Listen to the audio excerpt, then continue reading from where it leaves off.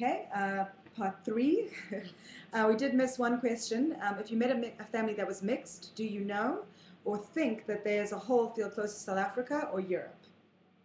I've seen a lot of mixed families. I've seen black people with white people, coloreds with, not coloreds, but Indians with whites or Indians with blacks, mixed everywhere.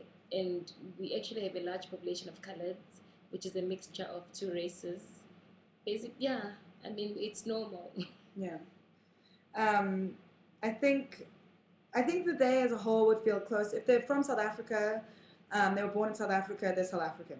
I was born in South Africa and I still feel South African even though I've lived a lot of my life outside of the country. I still very much feel South African. And I know that even we have women in our office who are from Germany and they are still proudly German, but proudly South African as well. I think it's, even those mixed families, I think as long as you're from South Africa and you live here, I think the nice thing about South Africa, you're allowed to be proudly South African even if you're not properly African, Next question. What are the events like leading up to the World Cup? Excited. Excited. I'm very excited. Yeah, I think the whole country, it's really going to be one big party countrywide when the World Cup hits. We have something called Football Friday. Today's Thursday, so we're not wearing our shirt. But I'm still waiting for my shirt. But we wear soccer shirts of the team that you support. And obviously, I hope most of us support Bafana, the South African national team. Yes. Like I was saying, one lady in our office is from Germany. She wears a German soccer shirt. So that's a kind of a small event. And now they've actually... all the cities and all the towns and everything have all put up the different flags of all the different countries, and all these commercials are coming up, make the visitors feel welcome. And I think everyone's really excited and really geared up for this. It's a huge, huge event for Africa, not even just South Africa. And South Africans are very welcoming. We like to have a good time. We like to show people a good time. We like to showcase our country, and I think this is the ideal opportunity for us to do that. So we really are going for gold here. Yeah. Not only is there Football Friday, but there's also football dances, like a disky dance, because in Zulu, football is called disky. So there's a disky dance, and there's songs, and different people are excited everywhere. And the amount of infrastructure that they've put in place is just amazing. It's, long term, there's gonna be effects as well, positive effects. Yeah. If you can look up if you guys have time, look up the Diski dance, D-I-S-K-I dance, and look at the moves. It's actually based on how you would kick and hold and play with a football, a soccer ball during a game. It's actually quite interesting. So we plan on. I haven't learned all the steps yet. I don't know if you have. I'm still working on that. Try to. But that's something we would like to take to give to our visitors, and so they can take back with them. Okay, next question. What does your job entail as an event planner? Do you get special privileges? Special privileges? I do. I mean, you just count your blessings every now and again. It's not, I don't know if you meant racially. If you meant from a racial angle and getting privileges from just because I'm a black events planner, no, I don't. It's just the same as everybody else. But if you mean it's from like a broad perspective, I do, because I get to go to site inspections. I get to sleep in hotels for free, which you don't get every day. And then you get to eat in different restaurants for free.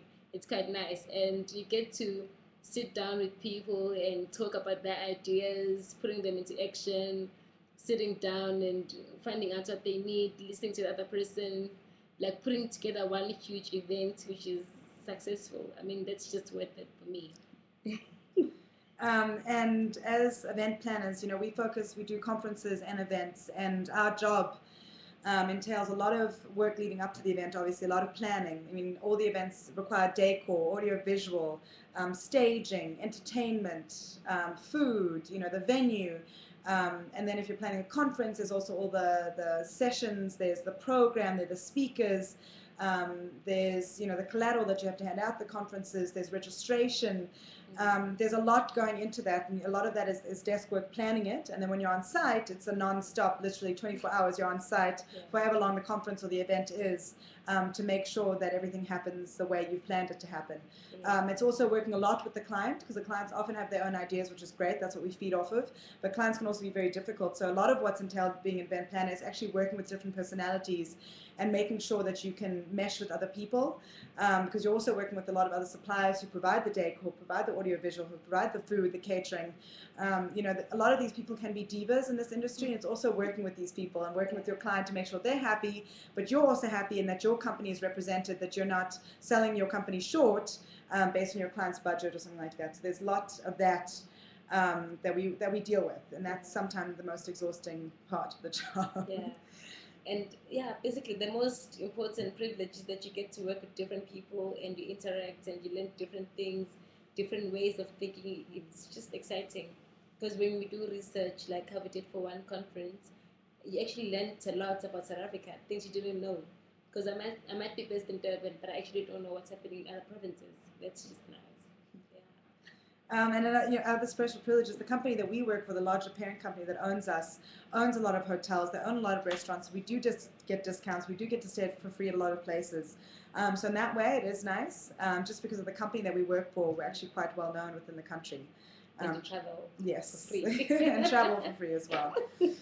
Next question, what observations can you or your family make about living in apartheid South Africa? How did it affect people's lives?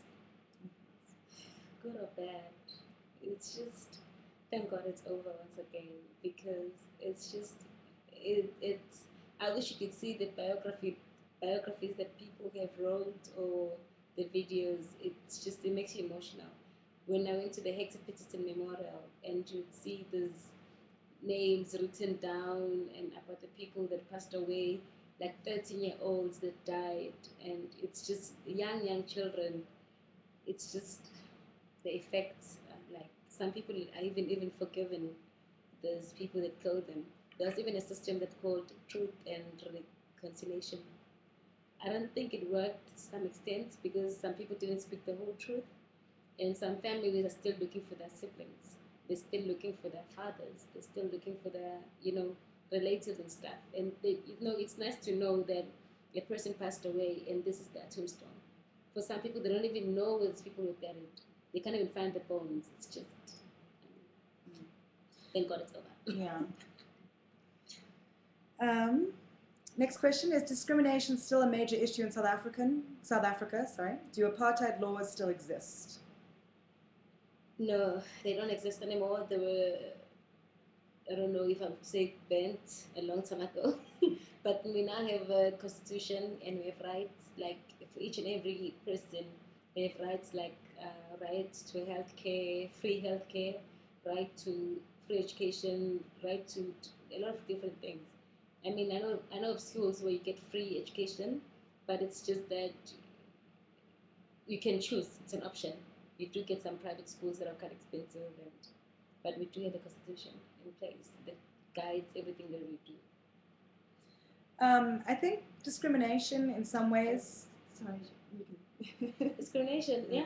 I mean, once again, it's a personal choice. Sometimes you get discriminated against your race. Sometimes your sex. Sometimes it's your age. Sometimes how much you know, the type of class you live in. You find that upper class people, whether black or white, they look down on the lower class. You find that, it's just race from the person who's sitting next to you, the type of car you drive. It's just a personal choice of the person, basically. I think in a way, it's not a major issue. I think discrimination is still an issue. In some instances, I don't know if you're going to agree with me on this, it might be a little bit of a reverse discrimination, because we do have something here that it's the broad-based Black Economic Empowerment. Oh yeah, BE, which companies have, which is very good, but it can also be Also not be good for some people. It's basically that it's affirmative action. That's what you guys would call affirmative action in the States. The companies have to hire a certain amount of black or colored people, and also have a certain number of black or colored people be in charge of that organization or sitting on the board of that organization. And in some ways, it is a little bit difficult just as a white person. I wasn't a part of apartheid. I wasn't discriminated against anyone, yet I am discriminated against. As a white South African, it's a lot harder for me to find a job now because